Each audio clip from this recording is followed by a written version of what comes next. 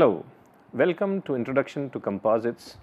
Today is the last day of this particular course, and what we plan to do today is have a very brief overview of how to predict failure of composite laminates. That is one thing we will do, and then we will have a formal overview of whatever we have discussed in this course.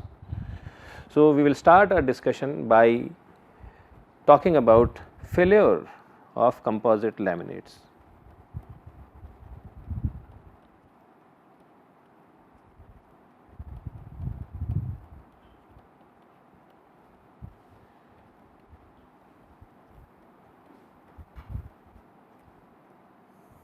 Failure of composite laminates. So, the purpose of this discussion is to develop an approach that if we follow it in a methodical step by step way, we know that at what load which particular layer is going to fail. Okay. And once that layer fails, then what happens to the composite if I keep on increasing the load further. This is what I want to discuss. And the way to address this question is by following a step by step process. So, predicting failure means first calculate A, B and D in each for the entire laminate. That is the first step. We have to calculate A, B and D. Second, if N and M are known, then calculate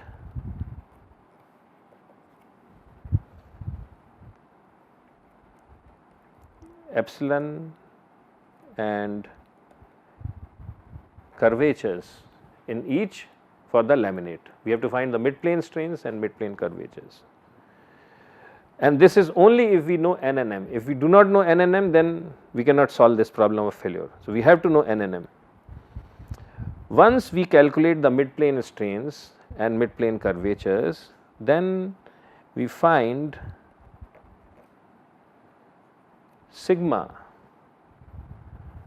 L, sigma T and tau LT in each layer. How do we find it out? Once we know epsilon naught and curvature, for each layer we can calculate strains in each layer, because strain vector is equal to mid plane strain plus Z times curvature. So, for each layer I can calculate strains in the x, y and shear directions using this relation, and then using this thing I can transform these strains in the LT coordinates. Once I have converted them in the LT coordinates, using the Q matrix I can calculate sigma L, sigma T, tau LT in each layer. So, I have to do layer by layer approach. Okay. Then the next approach step is that we use some criteria, for instance the Tsai-Hill criteria. So, in this case we will just say use Tsai-Hill criteria to see if each layer is safe. So, we have to do it at every single layer. We have to apply Tsai-Hill criteria. We have to compute sigma L, sigma T, tau LT for each layer, and then for each layer we have to use Tsai-Hill criteria to make sure that whether it is safe or not. And then if all layers are safe, then we are okay.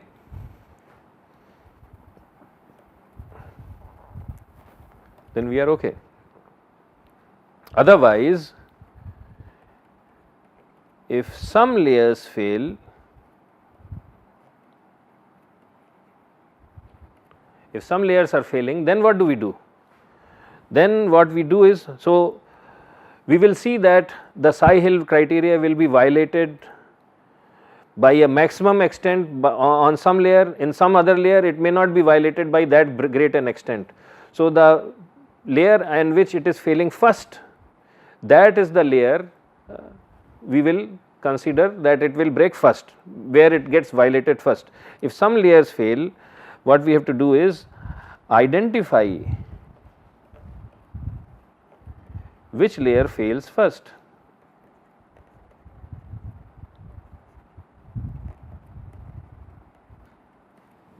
Okay. So, let us say that is the kth layer, let us say this is the kth layer, it is failing first. Then we go back and for kth layer, so we know that kth layer is going to fail first. So, we say okay, as I keep on increasing the load, kth layer is going to fail first, but I am still increasing my load. What happens next? Once the kth layer fails, what does it imply? Its Q bar matrix, it becomes 0, because when it has failed it cannot take any more load. So, if its Q bar matrix becomes 0 and then we recompute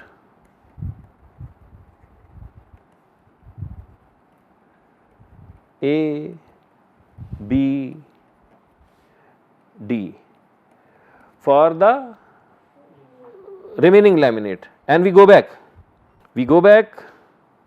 we again find sigma L, sigma T, tau L T, and in this way what we will find is that we will see progressively as I keep on increasing my load, first one layer will fail, if I keep on then another layer will fail. So, in this way I will be able to predict the sequence of failure of layers in a step by step process.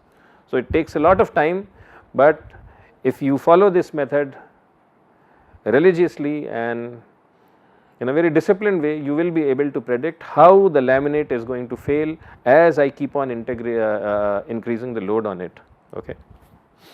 And in terms of its stress strain response, the failure, so suppose I have a plate and I am just pulling it. So, I am applying some sigma, and because of this there is some strain in it. If you plot its strain response, and suppose there is no coupling between bending and extension, then initially it will be a straight line, and we are assuming that it is a linear elastic system, and then the first layer fails. When the first layer fails, what happens? One of the Q bar matrix becomes 0, and because of its overall stiffness becomes a little less. So, the slope changes, and then the second layer fails, then the slope changes further, and then the third layer fails, and after a certain point this slope becomes either 0 or negative, and the moment that happens it means that the plate cannot take any further load and the whole thing will collapse. Now, this is using principles of linear elastic theory. In reality, the curve is something like this, but the blue line will give you a very good idea as to how layers are going to fail in a series of progressions. So, this is the basics of progressive failure, layer by layer failure in a composite laminate. So, this is what I wanted to talk about, at least in context of failure. We will not develop any detailed mathematical models for this, but this will give you some basic idea and it will get you going in case you really want to figure out how these layers fail in a progressive way. And that concludes our discussion for this course. This has been a 12-week course, and over this course we have discussed a series of topics, and we started our discussion by talking about composites. What are composites? What are different types of composites, their classifications. Then we also discussed different types of fibers, matrices, their strong and weak points, their manufacturing methods, different types of additives and fillers which go into composites. And once we had discussed each of these different materials, we started discussing different manufacturing methods for different types of composites.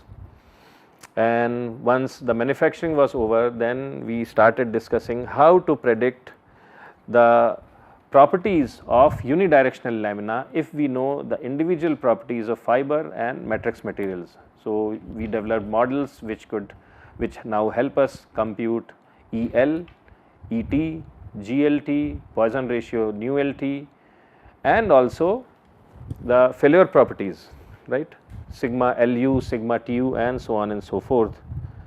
So, that was for unidirectional composites if the direction of force and the material axis were mutually aligned. Then we made this a little more general, that if this alignment was not present, then what do we do? So, in that context we started looking at the elasticity tensor, and from 81 constants we were able to show that for in plane isotropic condition, or for the situation when we have a plane stress state, the number of constants required for a unidirectional laminate is 4, and using that simplification we developed different stiffness matrices, Q-bar matrix, and using that we developed relations for A, B and D matrices which influence the mid-plane strains and mid-plane curvatures if a composite plate is loaded by force resultants and moment resultants. And then we have discussed different lamination sequences, and today we talked about in very basic progressive failure theory for laminated composites. So, this is pretty much the conclusion of our discussion in this course. We will have a formal exam on the dates which you already are aware of. You already know the format of those exams. So, please prepare for those. Again, all these exams will be multiple choice questions types, but you will have to do some detailed calculations for solving the problems which you will see in the examinations. So, please do review everything what I have taught you, and if you do a detailed review and work diligently, I am certain that you will do well in your examination. Some of you may also be interested in an advanced level composite course. So, I just wanted to tell you that next semester I will be offering an advanced level composite course which will be a development on whatever we have discussed till so far. Specifically, what I will cover in that course will be 3 or 4 important themes. One is that what are the differential equations which govern the behavior of composite plates. Till so far we have assumed that if the value of n and m is known, then I can calculate mid-plane strains and mid-plane curvatures, and that basically assumes that external force and moment resultants are known and they are constant. But if it is a variable loading condition, then what do we do? So, in that context differential equations become important. So, I will talk about those, and then we will solve some real life problems involving beams, plates for different lamination conditions, boundation conditions, loads, temperatures. So, that is one part, and then we will also do the same thing on plates. We will also see at what loads plates buckle, how can we predict bending of a plate which is loaded uniformly on its entire surface area, and so on and so forth. The second important theme which I will cover will be short fiber composites, and there we will discuss both oriented composites as well as randomly oriented composites. So, that is another one, and then of course, we will discuss in detail about this progressive failure theory for laminates. So, and we will also talk about hygrothermal and temperature induced stresses and strains in composites. So, these are 3 or 4 broad themes which I will cover in advanced composites, and of course, we will start with having a good review so that people who are new to the course will also not feel handicapped. So, that concludes our discussion for today. I hope that you had a wonderful and enjoyable as well as an educational experience in this course, and I wish you best for your future and look forward to seeing you in the next semester as well. Thank you.